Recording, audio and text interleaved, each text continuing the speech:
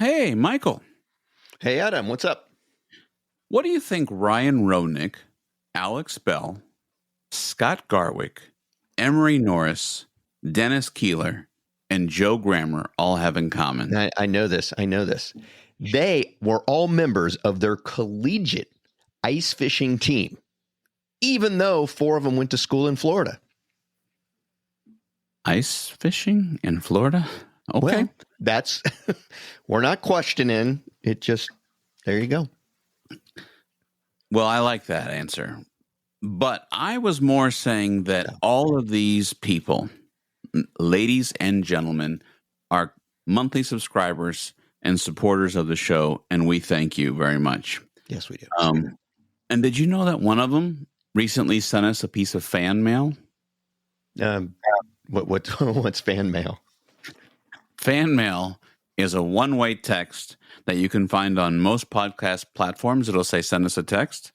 And Dennis Keeler was out doing a ride, and he sent us a message. So if you want to send us a one-way message that we have no option to reply to you, send us some fan mail. Does it have to be from a fan? It doesn't have to be from a fan. Okay. It could be from like a motor. It could be from, I'm just kidding. It does not have to be from a fan. A motor. Yeah, okay.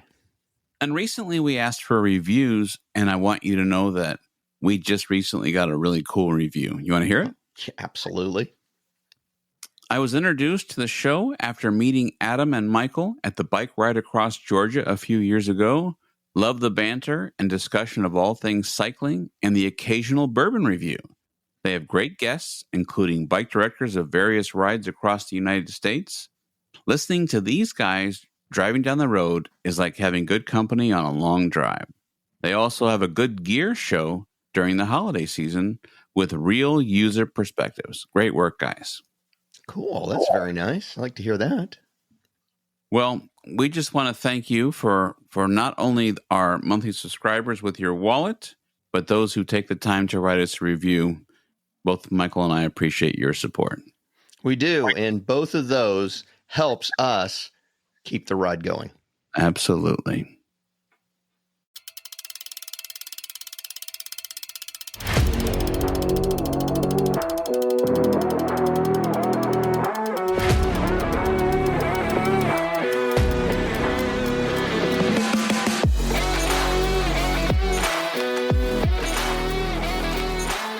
Well, it's time for Road Adventures with Cycling Men of Leisure, the podcast for cyclists who understand that riding is not just about getting to the destination, but the experience along the way. Now, here are the original Cycling Men of Leisure, Adam and Michael. Ladies and gentlemen, boys and girls, welcome to Road Adventures of Cycling Men of Leisure for a special episode. Hey, Michael, how you been? I have been good. Things are going well. Not thrilled about the snow, but you know what? This episode, we're going to talk about things that are not happening in the wintertime. Well, that is for sure. That is for sure. We're going to talk about a beautiful place that I love to go to. Been many a times. Hopefully one day get to go back, right? I hope so.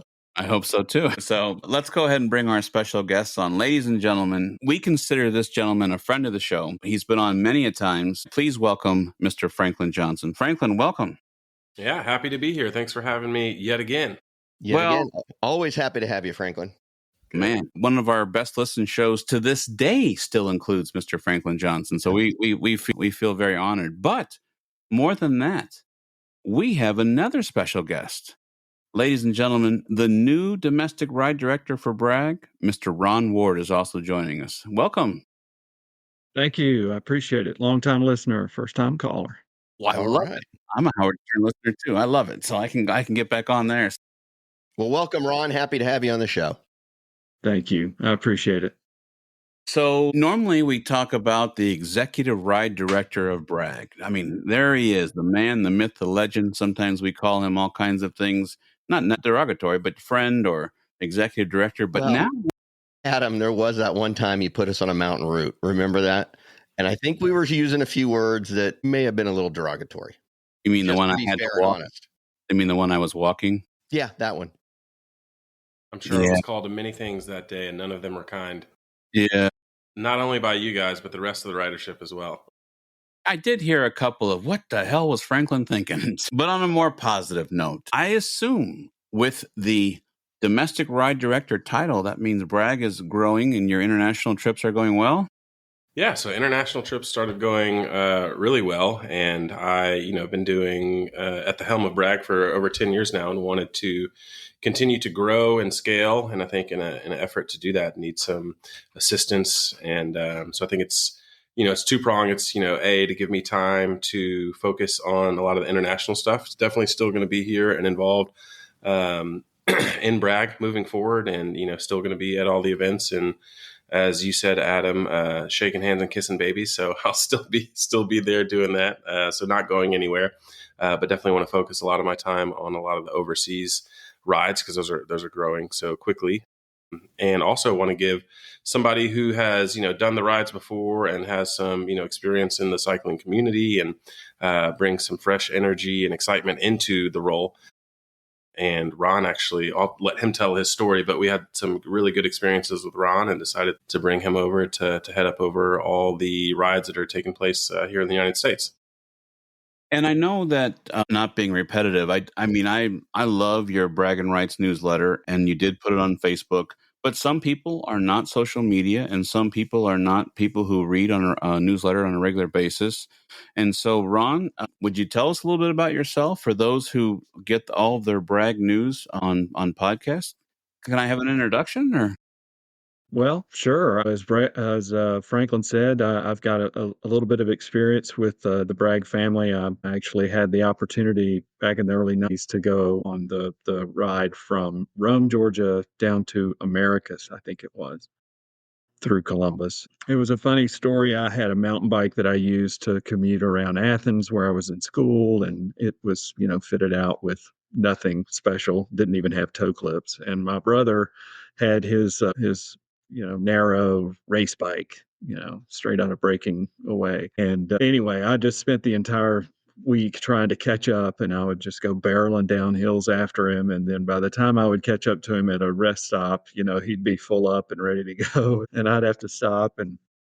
But it was fun. We're still, we still ride together and have a good time. So it was a lot of fun. That was a Absolutely. great experience. Really enjoyed it. So that was sort of my first foray into the Bragg world. And I've ridden a lot across the state and in my region in small groups. Got into gravel riding back in late 23, and so I got a gravel bike. And in the region where I live, we have a pretty extensive Rails to Trails project around that. It's a network of trails that includes all kinds, mostly paved, but there's some opportunity for a little gravel. So that's a lot of fun, and I do some bike packing and that sort of thing. And I was going to do the big Bragg in 24. I had some scheduling issues, but I was kind of going back and forth on it. I was going to go by myself because I didn't have, my brother wasn't going to go with me. I didn't have anybody else. And I saw the link for volunteering or paid gigs that Franklin had out on the website. And I sent him a text, or maybe he sent me a text after he read my volunteer form. And so I ended up going on the ride as hired hand there for the logistics group, and just fell in love with it. I mean, I had a great time, and it's a lot of work, but it's really rewarding. I love being outside, and ever since then, Franklin and I kind of kept in touch. I go off and do other stuff, and we cross each other's paths on email or whatever, and so here I am. It's a great decision. I've loved every second. I'm learning a lot. There's a lot still yet to learn, but I appreciate the tight knit cycling community. It's a diverse group, but with one goal, and that's to have fun on two wheels and keep the rubber side down. And that's a great way to approach life. For sure. Especially don't run over garden hoses, right, buddy? Yeah, I heard Really? that story on Really? on Yeah. The whole point of the thing is don't put garden hoses out in the road. That's my point. So, I'm sorry. Yeah. Well, listen, it wouldn't be a regular episode for you and I if we weren't riveting each other. So that's true. Well, Ron, I welcome you. I was introduced to Bragg in the middle of Iowa I saw the big red tent, and Michael and I were looking for rides to do, and we decided Bragg was for us. And it was just, I don't want to steal Franklin's word, but it was almost like summer camp, and the community in Georgia that's opened their arms to not only myself but Michael, but Cycling Men of Leisure, and the entire team. We had 43 team members last year in Bragg. It was just amazing, and just the camaraderie and the welcomeness that when we come to Georgia. I'm from Michigan, for those who don't know. If you are a new listener, because I think this is going to get shared to people who probably haven't listened to you and I before, Michael. And I love flying into Atlanta and then usually either catching a commuter somewhere else or a bus, and Georgia's just absolutely beautiful. So I think you probably took a job that you're going to have a love relationship with, in my opinion. So We haven't run them off just yet, so that's good. well, that's good. That's good. I say, yeah, I was going to say, I say the same thing about people I hire all the time. Well, they're still here, so they must like it somewhat. So I keep showing up. I have to tell you something funny, Ron. So we were lucky enough to see Stephanie in the middle of Kentucky. Michael and I decided to go down and do the Bourbon Country Burn. We met Stephanie and her partner, and we were in a bar and a brewery, not a bar, brewery. And I said, how's the hunt for a director? And she said, we got one. He starts September 20th. And she couldn't tell me fast enough that she knew the day and when you're starting. And I said, excited about that?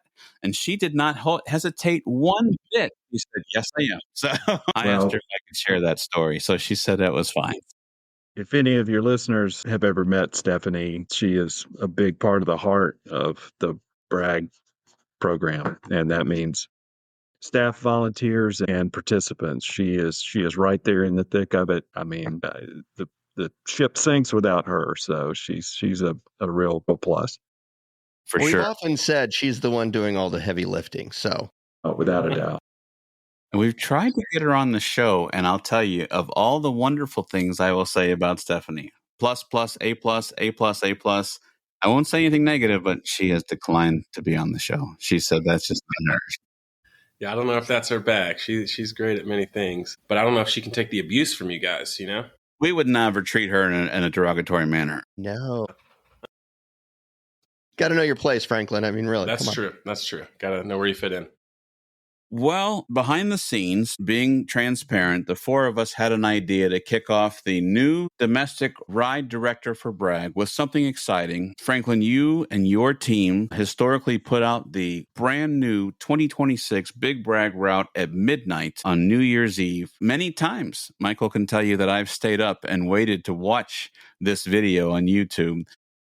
You've been gracious enough for us for the last couple of years. We record about a week early, and then we are sworn to secrecy. We sign the documents and our lawyers send it back. Well, that's not true, but and then we put out our show at noon that day. And we thought, the four of us, with this new kickoff and the family of Bragg growing, that we would have a contest. And a contest would be a Guess the Route for Big Bragg 2026, the route that's going to be released at New Year's Eve on midnight. What do you think? Excited.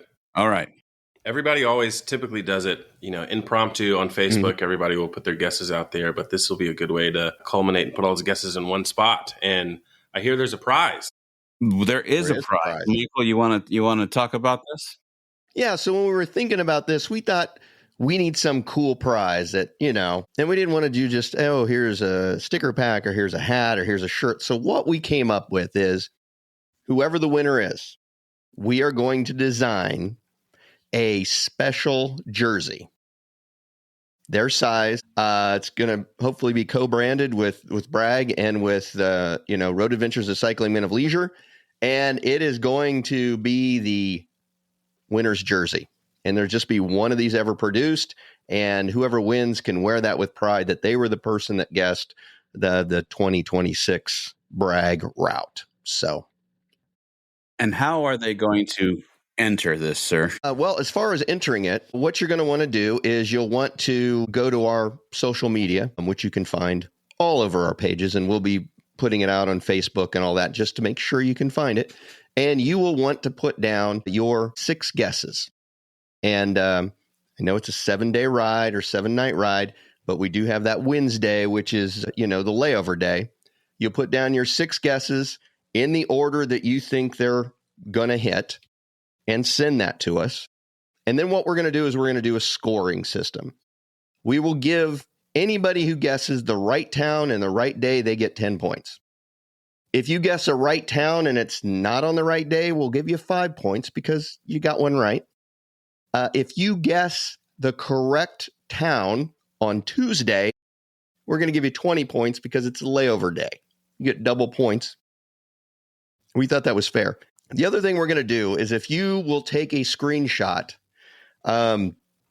showing that you're following us on YouTube or our podcast, whatever podcast versions you use, or you're following us on some type of social media, if you'll take a screenshot of that and send that to us, we'll start you off with 10 points right off the start line. So that's how we're going to do it. We're going to culminate all those up. We'll keep a tally of all the points, be it 0 or 80 points. And then whoever gets the most points is going to be a winner. Now, I know everybody's saying, what happens if multiple people guess correctly? Hey, Michael, what are we going to do if multiple people guess correctly? I knew people were thinking, and we're going to ask that. So thank you, Adam. It's a good question. What we're going to do is on a live, podcast, we will put all the names of the people who guessed correctly onto chips. We'll put them in a hat. We will have a non-biased third party. Probably. Maybe Stephanie. Maybe Stephanie will fly up to Michigan in the wintertime, Stephanie, and you can pull her on the virtual screen. We could get some tokens. We could. Someone will put them all in a hat, pull it out, and whoever his name is drawn is the winner and gets that jersey. So if you guys give me 1 second, I'm actually going to go to your socials and then to your website, and I'm going to submit my entries now just because that jersey sounds so cool. Okay. All right. And actually, if you go out to it'll be our website. And it's private right now. But the minute this is done recording, I'll hit unprivate. So there will be a page there that actually has a actual submission form. And you can just put that in there and send it to us. It'll be great. It's super easy.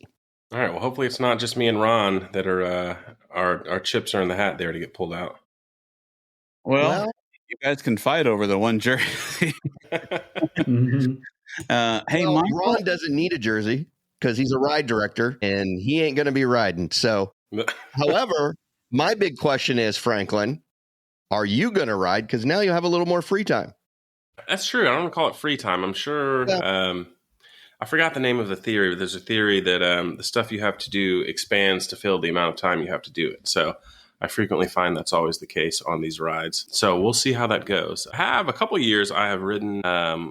1 year we're in Milledgeville, 1 year we're in Dahlonega. I rode on a layover day. So I'll definitely try and do that. But I find too that it's hard to bring my bike for the whole week only to get like a 30-mile ride in.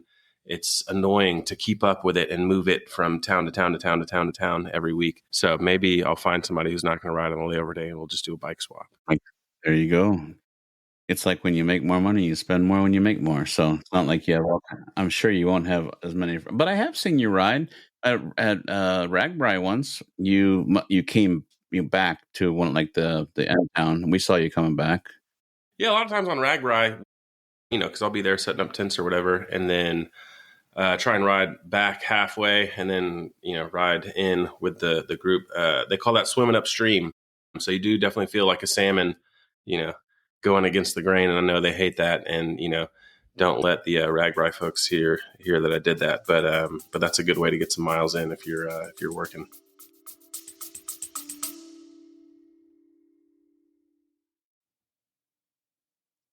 On behalf of Adam and Michael, we both want to say thank you for your support.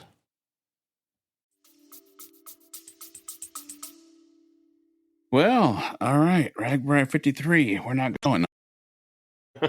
Yeah, I mean, my first year doing Ragbri, I'm like, what? And these people ride them the wrong way. What? I never understood until finally I 5 times in, I'm a quick learner. And then I realized they were coming back to the town to, close it out. So, yeah.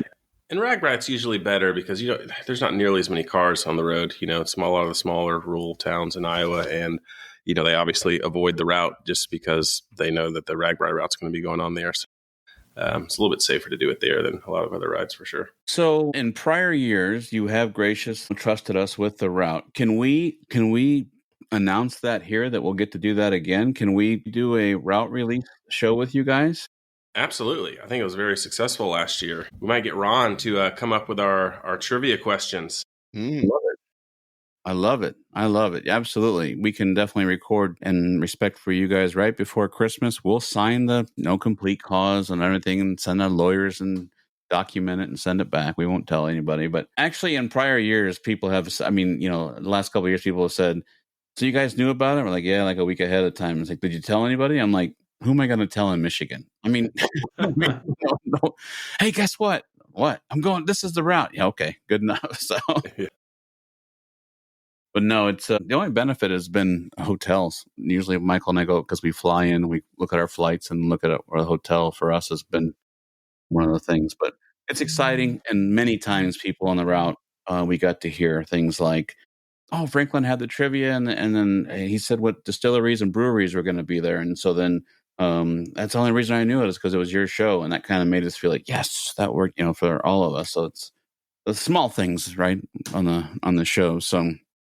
Ron's got some intimate knowledge of a lot of these towns because we've driven a lot of the gone to a lot of the towns and the meetings and whatnot. He'll always be sitting there talking. I was here and such and such a year doing this thing, and it's like some random town in Georgia. I'm like, what? How in the world have you been to all these small towns already? I love it. I love it. That's kind of like I was at Ragbri. Michael can tell you if I'm telling you a lie right now. We were somewhere on the northern route of Ragbri, and I said, I've been by this house before. I said, I can't believe it. And he goes, no, there's no way you've been by this house. And Ron, I'm sure you can guess right now, our friendship is definitely, we definitely think the world of each other, but we love poking each other a little bit. And I said, I'm telling you. I'm like, when I get to camp, I'm pulling up Strava. I know that stone sign on that house. I know I was there. Come on. He's pointing at a stone sign in the middle of a yard saying we've been here before. That sounds bogus to me. Deja vu. And we got back, and had we been by there? We had been by there, yes. Had we been on that road and we had been on that exact road going that exact direction 3 years before. Well, Adam, when you get to be Michael's age, memory becomes a little bit of an issue. Oh. Wow. Well, Franklin was my favorite guest on the show. Ron, you've got a chance here to make up some ground. Finally. That was good. I appreciate that. Only if he only knew, Michael. Gosh. Yeah, that's funny. That same thing happens to us all the time. Just, I live in Georgia and I've driven, I swear, every road that there is to drive. So all the time we'll be on a family road trip or going somewhere and I'm like, oh yeah, we've had a rest stop there. And oh, this is our route went right back here. And a lot of times I'll be driving and I'll tell the kids to look out the window to look for old brag markers because some of those things will stick around for like 10 years. Yeah. If it's a really rural road, that doesn't get a lot of traffic on it. I mean, we've seen markers on there from, rides that are from 10 years ago. So it's kind of cool to always just driving around with your family or friends, like look down there on the road, see if you see a marker like that. And they're like, what are you talking about? And I was like, I painted that there. That's where I You don't have a lot of snow there to wash them away. Yeah, they don't get the harsh winters. They don't get the snow. They don't get the, the ice melting salts and things like that. So, yeah, they could stick around for a while. Yeah, some of them are there. One of my favorite things about having many friends from Georgia and a lot of people we've met, throughout the times that we've been there is I've become Facebook friends with them on my personal Facebook page. And when you guys have a snow day, you guys are like celebrating. You're like, snow day. And I'm like, I got it outside right now. You can have it every day. But kind of funny. One time I was coming back to Atlanta. Ladies and gentlemen, we do regret that all flights are delayed. There's an inch of snow on the ground. I'm like, an inch of snow? I'm like, I'm going to land in Detroit and there's 12 inches of snow, but you guys don't obviously have the same infrastructure. I get it, but very, very, very interesting. But well, Ron, I on behalf of Michael and I personally want to welcome you to your new gig, and not 100% new, but new to us, of course. So anything that the Road Adventures of Cycling Men of Leisure can help you share. If you're trying to get a word out or you're trying to get some information out, don't hesitate. We'll be glad to talk about it on the show. We want to open that olive branch, of course. So, absolutely, I appreciate it. You guys have far reach and a good reader listenership, and always an entertaining show. So I think we're blessed to be part of it, and look forward to the coming days when we can get this wonderful route and news of it out to the world, and go from there. Well, it'll be fun. We will be mentioning this on not only our regular podcast, but we'll probably throw out a couple of other podcasts or quick reels and things like that, just to remind people how to do it and when the time frame is.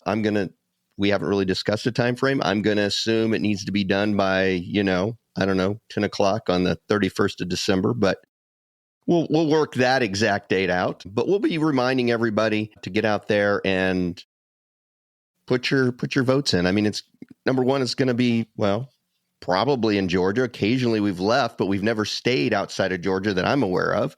So pick some towns right in a row and go with it. Twice. First brag, we started in Eufaula, Alabama. So that's not a hint, but there are some times where we've been outside the state. That would be cool. Well, there was times that we've been outside the state too on rides that we've been with you, but we went out briefly and we came back in. We never spent the evening outside of the state. So that's true. I've heard you love those South Carolina roads, and I listened to that podcast and I just thought, man, they're bad roads, but they're not that bad. But you guys really hated those roads. Going 60 in a Ford pickup truck. Yeah, roads don't really seem that bad, do they? The hills aren't. The hills are pretty flat at that point too. Yeah, I bet they are. Yeah. Well, your roads are 100,000 times better than Michigan, so I have to say that I didn't even know that I was in South Carolina last year until I saw the sign. It said, "Welcome to Georgia." It's like I didn't know I left. When did I leave? I didn't even know I left. But that was a great ride last year. I really enjoyed that, except for that one hill where I had to push my bike. It's it's those challenges though that make sure you're pushing yourself enough that it's not too easy. Says the guy driving in the pickup truck. Hey, that guy helped me. He went up to the top of the hill, brought me an icy, and then got Aztec, Chris from Aztec, to pull over and help me out as I was going clank, clank, clank, clank, clank, clank, clank. So it all works out. So, well, okay. Contest, guess the route. As soon as I release this, the website will be open. We'll spread it on social. We'll put the links to Franklin and Ron. They can share to their respective places. We look forward to the guesses. 10 points for the correct town and night. 5 points for the correct town. 20 points for the correct town if it's the layover. And 10 points if you can prove that you follow the road adventures of Cycling Men of Leisure somewhere, somehow. But it's got to be a screenshot and show us. So. Now, do those points stack? If I follow you on Spotify, Apple Podcast, YouTube, and Facebook, can I stack those points? I think you should try, but I'm going to tell you they don't. But go ahead and do that. Okay. Yeah. We should have told them it stacks, and then after had a correction. There you go. It's like, did we say it stacks? I'm sorry. No, unfortunately, we're not going to stack it. You just get a straight. But if you want to follow us on multiple platforms, that would be fantastic.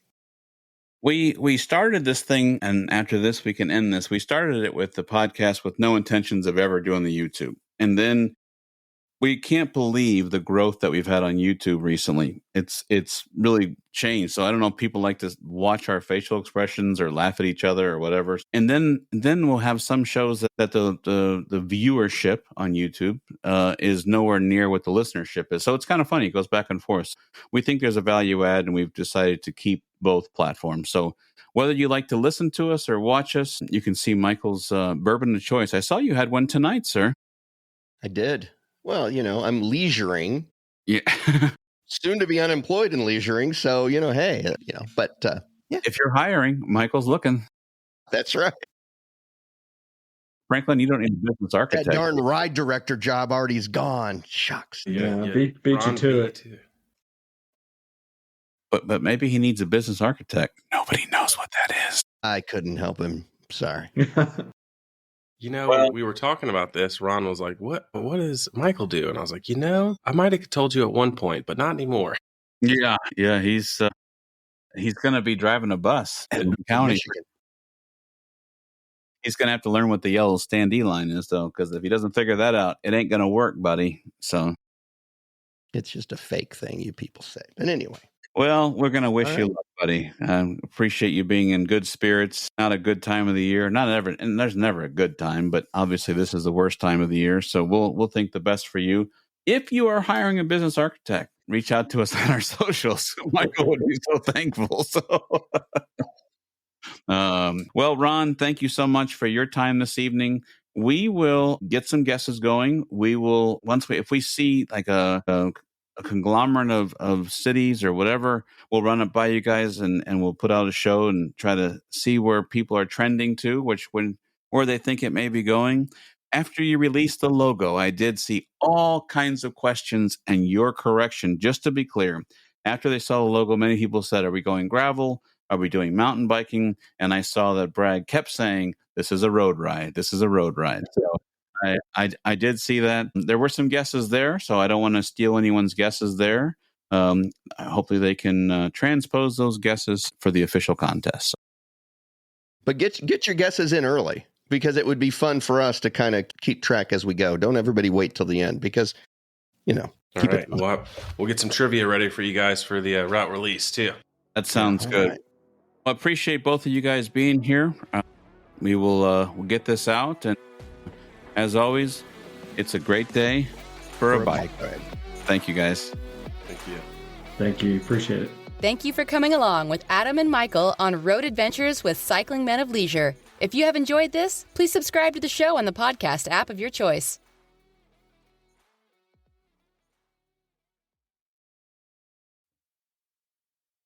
Hey, we just wanted to remind you that we've got some really cool products at our Jersey and our swag store.